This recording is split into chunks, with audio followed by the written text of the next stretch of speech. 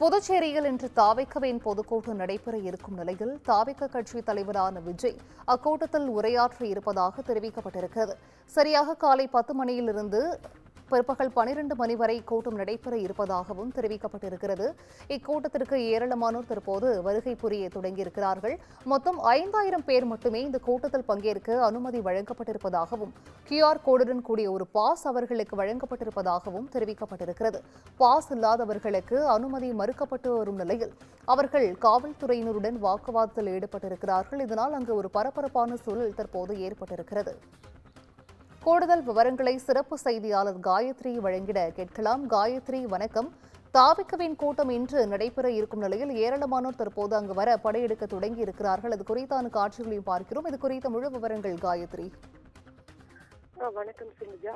இன்றைய தினம் தாவேக்கா பொதுக்குழு கூட்டமானது புதுச்சேரி உப்பளம் கேளிப்பேடு மைதானத்தில் நடைபெற இருக்கிறது.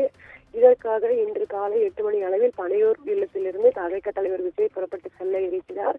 மேலும் குறிப்பாக இந்த பொதுக்கூட்டமானது புதுச்சேரி உப்பளம் மைதானத்தில் நடைபெற உள்ளது என்பது குறிப்பிடத்தக்கது. இதற்கான ஏற்பாடுகள் நேற்றைய தினம் முதல் அங்கு நடைபெற்று வருகிறது. குறிப்பாக விஜய் வரும் வழியில் மக்கள் யாரும் நிற்காதவாறு பல்வேறு தடுப்புகள் அணைக்கப்பட்டு பாதுகாப்பு ஏற்பாடுகள் செய்யப்பட்டிருக்கின்றன.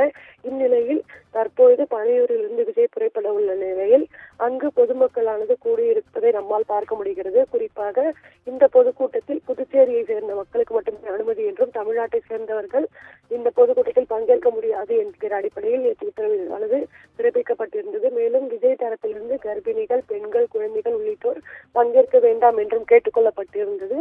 அதன் அடிப்படையில் தற்போது பனையூரில் பொதுமக்கள் கூடி வரும் காட்சிகளை நாம் பார்த்து வருகிறோம். குறிப்பாக QR கோடு இருந்தால் மட்டுமே பொதுக்கூட்டத்தில் பங்கேற்க அனுமதி என்று தாவேக்கா சார்பில் தெரிவிக்கப்பட்டிருந்தது. அதன்படி QR முறையில் யார் யார் QR கோடுகள் வைத்திருக்கிறார்களோ அவர்களை மட்டுமே அனுமதிக்க வேண்டும் என்கிற அடிப்படையில் நேற்றைய தினமே ஒரு உத்தரவானது பிறப்பிக்கப்பட்டிருந்தது. அதன் அடிப்படையில் தற்பொழுது காவலர்கள் QR முறையில் வரும் பொதுமக்களை மட்டுமே உள்ளே அனுமதித்து வருகின்றனர். மேலும் QR கோடு இல்லாத பொதுமக்கள் காவல்துறையினருடனும் தாவேக்கா நிர்வாகிகளுடன் வாக்குவாதத்தில் ஈடுபட்டு வரும் காட்சிகளை நாம் பார்த்து வருகிறோம். குறிப்பாக இன்றைய தினம் தாவேக்கா பொதுக்கூட்டமானது நடைபெற உள்ள நிலையில் சுமார் 5000 பொதுமக்களுக்கு மட்டுமே அனுமதி என்கிற அடிப்படையில் ஒரு உத்தரவானது வழங்கப்பட்டிருந்தது. அதன் அடிப்படையில் QR கோட் அனுமதியை பெற்று மக்கள் இந்த பொதுக்கூட்டத்தை காணலாம் என்று தெரிவிக்கப்பட்டிருந்தது. இந்நிலையில் தாவேக்கா தலைவர் விஜய் பிரச்சார வாகனத்தில் ஏறி அங்கு உரையை நிகழ்த்துவார் என்கிற அடிப்படையில் அங்கு பல்வேறு கட்ட ஏற்பாடுகள் செய்யப்பட்டிருக்கின்றன. இன்னும் சற்று நேரத்தில் தாவேக்கா தலைவர் விஜய் தன்னுடைய பனையூரில் உள்ள தன்னுடைய வீட்டிலிருந்து புறப்பட வேண்டிய சூழலானது நடைபெற்றுக் கொண்டிருக்கிறதை நாம் பார்த்து வருகிறோம். மேலும் அங்கு புதுச்சேரியில் மைதானத்தில் தாவேக்கா நிர்வாகிகளுடன் பொதுமக்கள் வாக்குவாதத்தில் ஈடுபட்டு வருவதையும் நாம் நேரடி காட்சிகளாக பார்த்து வருகிறோம். சிந்துஜா,